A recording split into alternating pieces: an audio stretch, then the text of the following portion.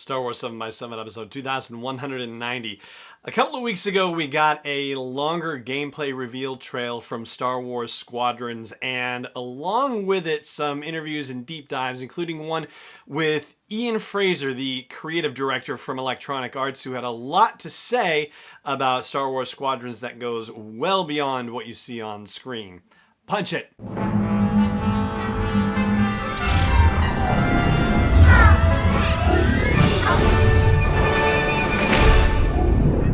Hey Rebel Rouser, I'm Alan Voivod, and this is Star Wars 7x7, your daily dose of Star Wars joy, and thank you so much for joining me for it. So, the reason why we're going to be spending any time on Star Wars Squadrons here at Star Wars 7x7 is because there is a story mode to this whole situation, and since we talk about Star Wars stories here on the show, well, that's why we're going to be talking about Star Wars Squadrons.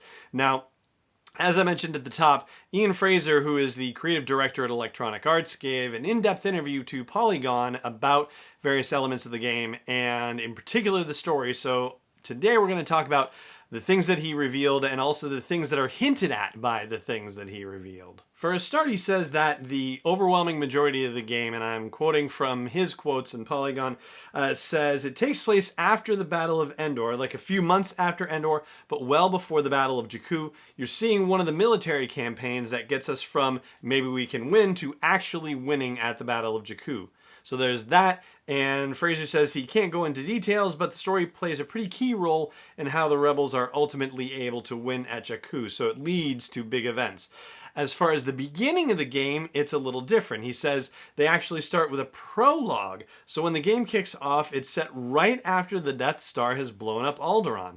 He says, I'm going to say this now because people are going to tell us we made a mistake, but we didn't. When you watch the character creation sequence, you'll see the Rebel symbol and not the New Republic symbol. That's because in character creation, you are still a Rebel. And that character creation screen gets shown during the gameplay trailer, the 5-minute plus video that they released a couple of weeks ago.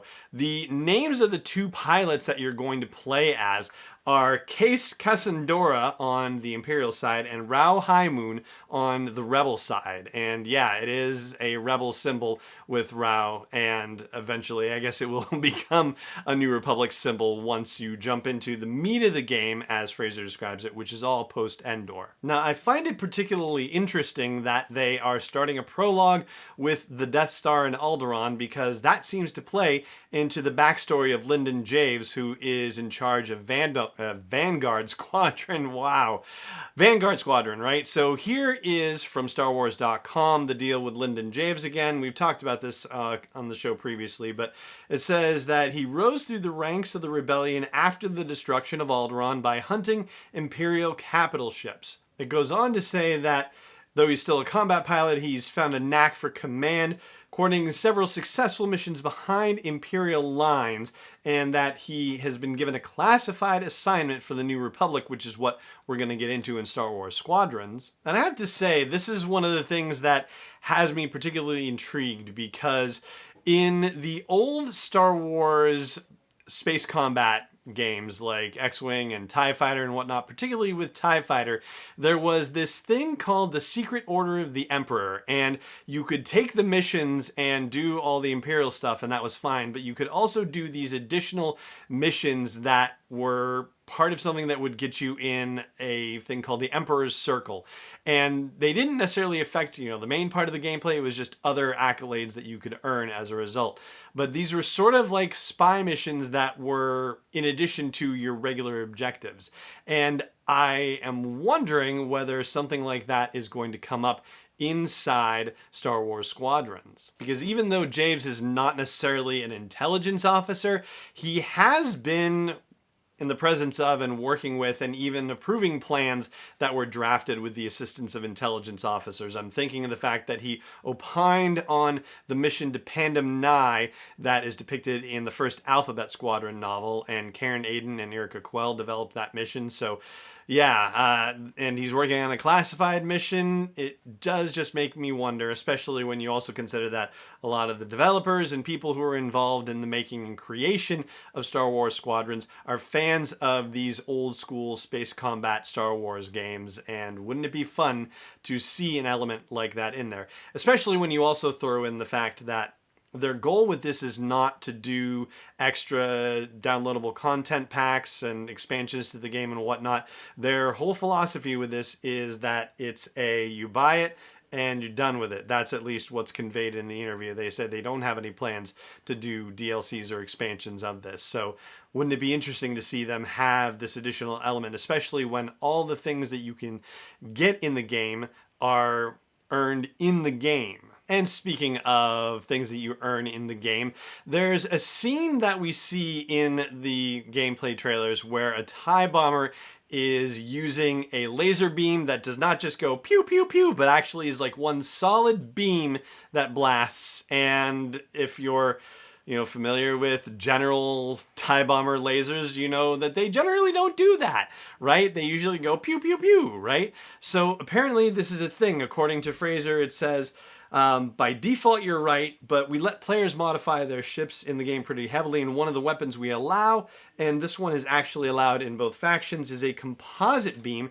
and it's inspired by the beam on the Blade Wing in Star Wars Rebels, where they took a hyperdrive out of a prototype B-Wing in order to have that crazy charged laser. Again, this is from Ian Frazier. I think I'm flipping between Frazier and Frazier, so my apologies, Ian. Maybe I'll just stick with Ian. Anyway, so Star Wars Rebels being an influence in that regard, and also the mention of the prototype B-Wing, well, brings to mind the question of whether we will see a B-Wing in the game. And right now it's 5v5, but they only have 4 different types of starfighter classes in this thing.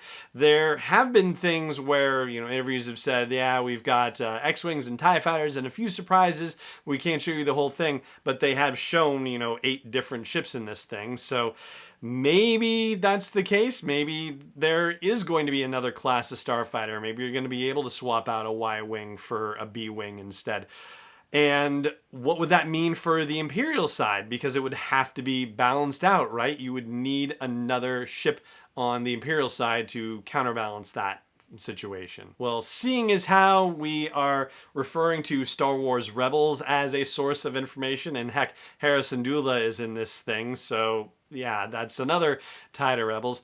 What about the TIE Defender, right? What about the TIE Defender that Thrawn championed in the Star Wars Rebels TV series, which itself also harkens back to those 90s Starfighter games. So wouldn't that be something? And I think that would be a surprise that would take the video game community by storm if you would be able to pilot that sucker. So there you go. That's what I've got for you about the story mode of Star Wars Squadrons and what the information that's out there already suggests to us, hints to us about what could actually appear in there and the influences thereof and all that good stuff. And that is going to do it for today's episode of the show as well. Thank you so much for joining me for it, as always, and may the Force be with you wherever in the world you may be. Star Wars 7x7 is not endorsed or sponsored yet by Lucasfilm Limited, Disney, or 20th Century Fox, and is intended for entertainment and information purposes only. Star Wars, the Star Wars logo, all names and pictures of Star Wars characters, vehicles, and any other Star Wars-related items are registered trademarks and/or copyrights of Lucasfilm Limited or their respective trademark and copyright holders. May the Force be with them. All original content is copyright 2020 by Star Wars 7x7. We hope you love it.